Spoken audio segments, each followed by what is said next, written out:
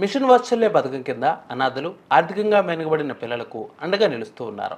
తల్లిదండ్రుల్లో ఒకరు లేకున్నా, విడాకులు తీసుకున్న, ఆర్థిక ఇబ్బందుల్లో ఉన్న 18 ఏళ్లలోపు పిల్లలు ఈ పథకానికి అర్హులవుతారు. నెలకు 4,000 చొప్పున ఏడాదికి 48,000 అందిస్తారు. అర్హులైన పిల్లలు దగ్గరలోని అంగన్వాడీ కేంద్రంలో దరఖాస్తు చేసుకోవచ్చు. పూర్తి వివరాలు ఇప్పుడు తెలుసుకుందాం. రాష్ట్ర వ్యాప్తంగా మిషన్ వాత్సల్య పథకం కింద ఇప్పటికే చాలామంది అర్హులను గుర్తించారు. ఇంకా ఎవరైనా ఉంటే దరఖాస్తు చేసుకోవాలని కూడా సూచించారు. అంగన్వాడీ కేంద్రాల ద్వారా లబ్ధిదారుల సంఖ్యను పెంచడానికి దరఖాస్తులను స్వీకరిస్తున్నారు సిబ్బంది, అధికారులు. ఈ పథకంలో తల్లిదండ్రులు ఒకరు మరణించిన, విడాకులు తీసుకున్న, ఆర్థికంగా ఇబ్బందుల్లో ఉన్న 18 ఏళ్ల లోపు పిల్లలు ఈ పథకానికి దరఖాస్తు చేసుకోవచ్చు.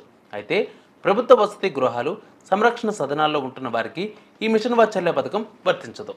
ఇంట్లో ఉంటూ చదువుకునే పిల్లలు మాత్రమే ఈ పథకానికి అర్హులవుతారు. ఈ పథకం ద్వారా పిల్లలకు ఆర్థిక సహాయం అందించి వారి భవిష్యత్తుకు భరోసా కల్పిస్తున్నారు ప్రభుత్వం. అంగన్వాడీ కార్యకర్తలు అర్హులైన పిల్లలను గుర్తించి వారికి దరఖాస్తు ప్రక్రియలో అవసరమైన సహాయం చేస్తారు. ఈ పథకం గురించి మరింత సమాచారం కోసం దగ్గరలోని అంగన్వాడీ కేంద్రాన్ని సంప్రదించాలని అధికారులు కోరుతున్నారు. అలాగే మిషన్ వాత్సల్య పథకం కింద 2023 ఏప్రిల్ నుండి 2025 జనవరి వరకు లబ్ధిదారుల ఖాతాలో డబ్బులు జమ అయ్యాయి. ఈ మిషన్ వాత్సల్య పథకం కింద అర్హులైన పిల్లలకు నెలకు 4,000 చొప్పున ఇస్తారు. ఇలా ఏడాదికి 48,000 సంరక్షకుడుకు లేదా లబ్ధిదారుడు జాయింట్ అకౌంట్లో జమ చేస్తారు.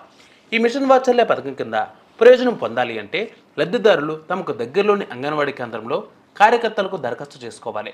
అలాగే దరఖాస్తుతో పాటు కొన్ని ముఖ్యమైన పత్రాలు సమర్పించాల్సి ఉంటుంది. పిల్లల జనన ధృవీకరణ పత్రం అంటే బర్త్ సర్టిఫికేట్ తప్పనిసరిగా ఉండాలి. అయితే తల్లిదండ్రుల్లో ఎవరైనా మరణించి ఉంటే వారి మరణ ధృవీకరణ పత్రం కూడా ఉండాలి అంటే డెత్ సర్టిఫికేట్.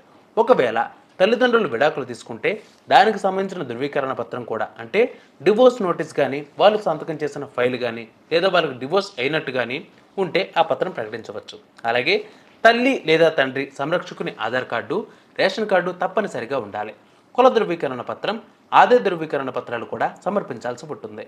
బ్యాంకు ఖాతా వివరాల విషయానికి వస్తే పిల్లల స్టడీ సర్టిఫికేట్, పాస్పోర్ట్ సైజు ఫోటోలను కూడా దరఖాస్తుతో పాటు అందజేయాలని అధికారులు కోరుతున్నారు. ఈ పత్రాలన్నీ సమర్పిస్తే దరఖాస్తు పరిశీలించి అన్నీ సరిగ్గా ఉంటేనే పథకం వర్తిస్తుంది. ఇక పట్టణాల్లో తల్లి తండ్రి సంరక్షకుని ఆదాయం ఏడాదికి 96,000 మించకూడదని అధికారులు తెలుపుతున్నారు.